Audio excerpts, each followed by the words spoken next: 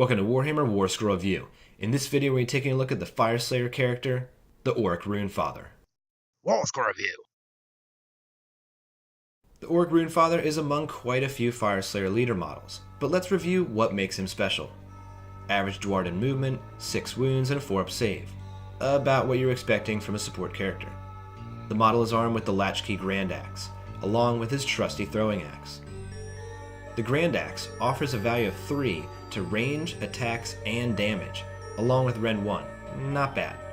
In addition, if the Runefather is attacked in the combat phase by a monster or hero, and the Father rolls a 6 to save, the Fyreslayer player may roll another die. On a 4-up, the weapon that scored the wound must reroll successful hits for the rest of the battle. In the hero phase, the Runefather can choose an enemy unit within 3 inches to reduce their bravery by D3. On top of that, the model is a command ability, which is his main draw. Lodge Leader allows Fyreslayer units within 8 inches to pile in 5 inches instead of 3. Most Fyreslayer models are on 32mm bases and often have 1-inch reach on their weapons, meaning the models can't fight in ranks. Not only that, but they often take large units and they tend to get spread out between objective grabbing, screening, and benefiting from the many Fyreslayer aura abilities.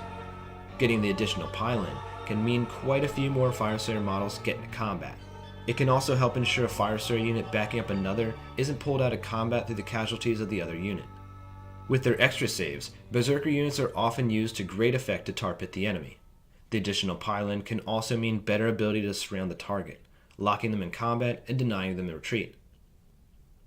Fyreslayers also have a few ways to pile in and attack twice, making this buff doubly effective.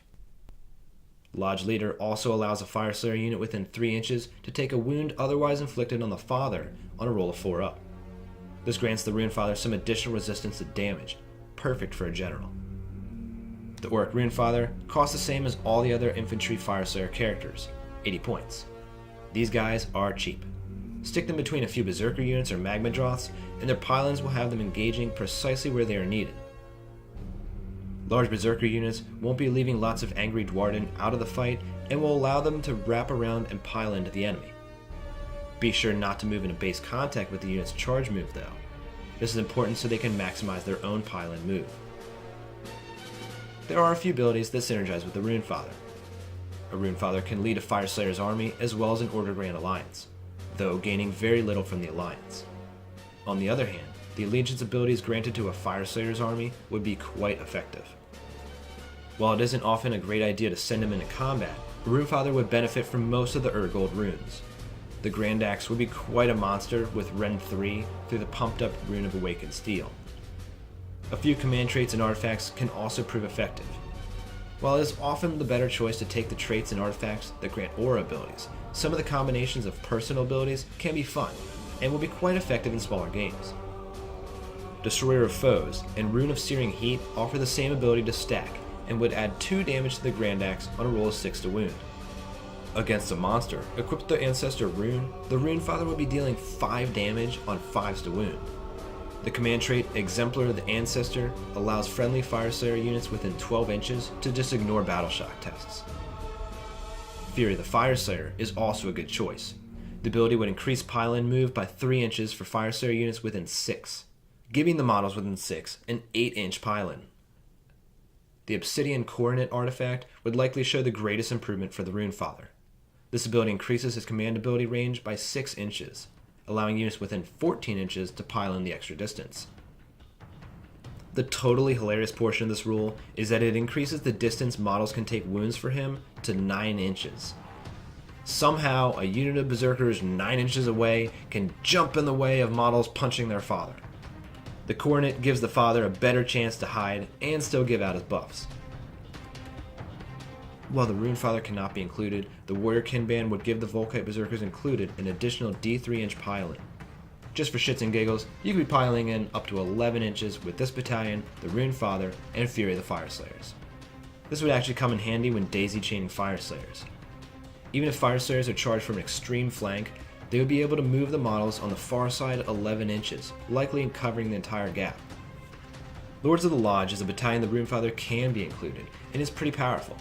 The battalion includes a Runefather, Runemaster, Battlesmith, and 1 unit of Earthguard Berserkers. Unfortunately, the better part of its ability is now defunct with the new addition of the Rules of One. It used to be able to increase your die roll to determine who takes first turn in a battle round, once per game. Nonetheless, it's still worth it just for the other ability it grants. The Earthguard Berserkers it includes may pile in and attack twice when within 6 inches of one of the heroes. 5-inch pile-in 2 times in a turn is extreme and gets the Dwarden moving down the field very fast. Just because it's funny to mention, between Fury of the Fyreslayers, Lodge Leader, and the enhanced Rune of Relentless Zeal, this unit of Earthguard could be moving 40 inches in one turn if they charge. What the shit? Dwardens are supposed to be slow. But that's rolling 3 6s in various places. The average movement is only 31 inches. All these abilities used in conjunction means the Earthguard can spread way out and still get in combat where they need it. The Auric Runefather receives a 4 out of 5. As long as there are plenty of Berserkers in the army, the Runefather will prove valuable and surprisingly durable. What do you think of the Auric Runefather? What Warscrolls would you like to see reviewed next on the channel? Leave your thoughts and questions in the comments below, and thanks for watching.